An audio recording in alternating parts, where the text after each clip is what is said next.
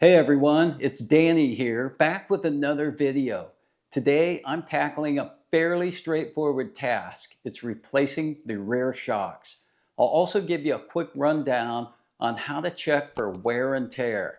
For this job, I've opted to use the KYB G gas shocks. These have been getting great reviews for my 2009 Honda Civic, and I've added a link to them in the description.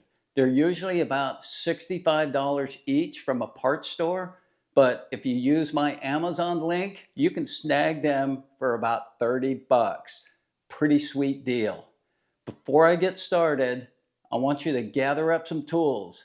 You're going to need a 14mm socket, a 5mm Allen wrench, a 14mm wrench, preferably like a gear wrench or a wrench that ratchets. You'll also need a floor jack and a jack stand.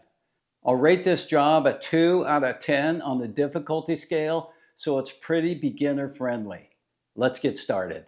So I do want to show you where to jack up your car. Right here, there's a little bit of thicker metal, and that's where you want to put the jack. And if you had a flat tire, this is your jacking location.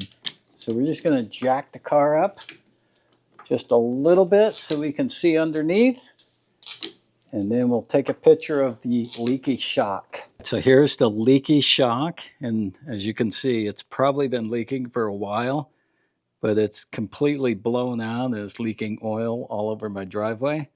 So we need to get this out and get this replaced. There's the bolt right there. All it is a 14mm bolt that you'll remove. So I'm going to be working inside the trunk now on the left side. I need to get this trim panel off. And to do that, it's held in by a couple of clips. To get the clips out using your screwdriver, you're just going to unscrew it, just like if it was a screw. And then once it gets close, you just pull it out and just get your screwdriver underneath the clip. Now this is just going to pull down out of the way. And then we're revealing the whole shock here. I need to take the 14mm nut off the stud on the shock. The best way to do that is with like a gear wrench or a ratchet wrench. So I'm going to put that on here, and then you're going to need something to hold this. So this is a 5mm Allen, and what you want to do is you want to put it in. That way it butts up against this as I'm removing the nut. And this is going to take a few minutes.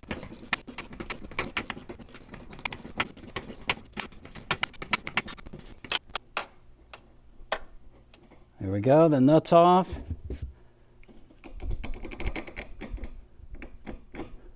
And the concave in, or this has like a lip, and the lip's going to go up.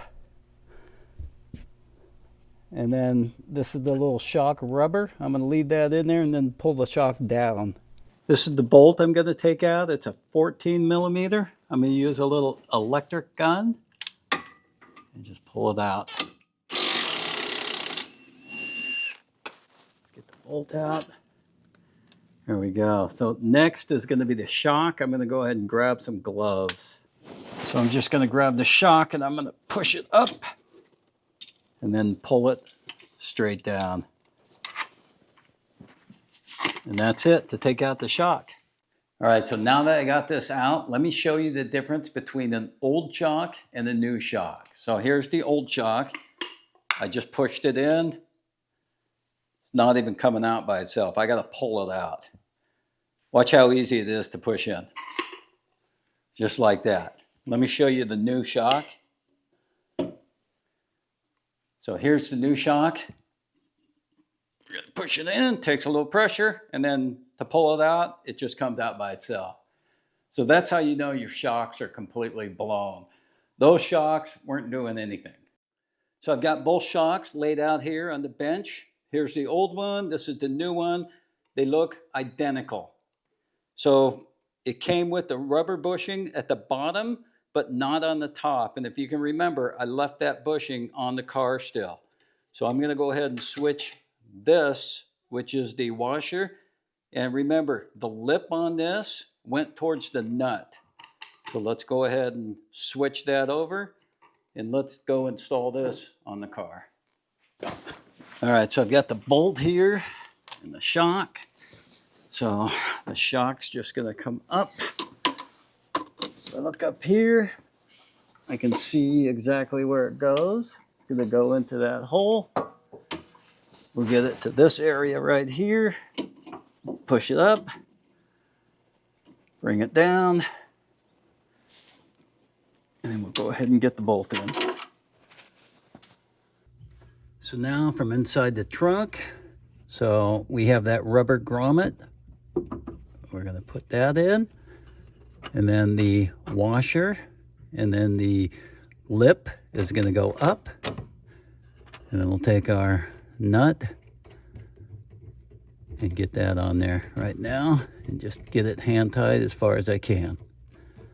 All right, so now I'm going to run this down with my electric gun here. So it's 43 foot-pounds or 51 Newton meters.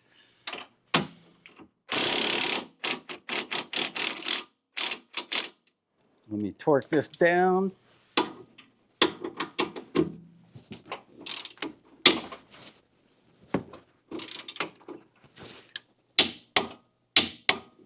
Perfect. So we're done down here.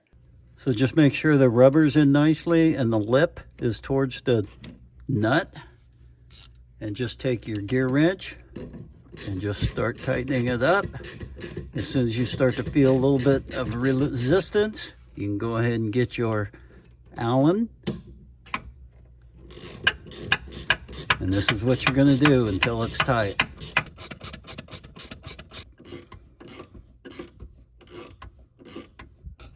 So the torque on here is about 22 foot-pounds, and it's just basically tight. Not over tight, but tight. You just take this, use that, like that, pull it off. And that's it. Replacing your rear shocks is relatively a simple task. It can be done in less than an hour. It'll also totally improve your car's handling and ride quality. The right side shock replacement is the exact same procedure as I just showed you, so I don't want to bore you with that. So shocks and struts, they usually last about 50 to 100,000 miles. I was way overdue. But look out for an upcoming video on struts, and remember to check the description for the link for the KYB XL G gas shocks and any additional tools that I used in today's video. I'd really appreciate it if you'd subscribe to my channel. It helps me create content like this. Thanks for watching, and I'll see you in my next video.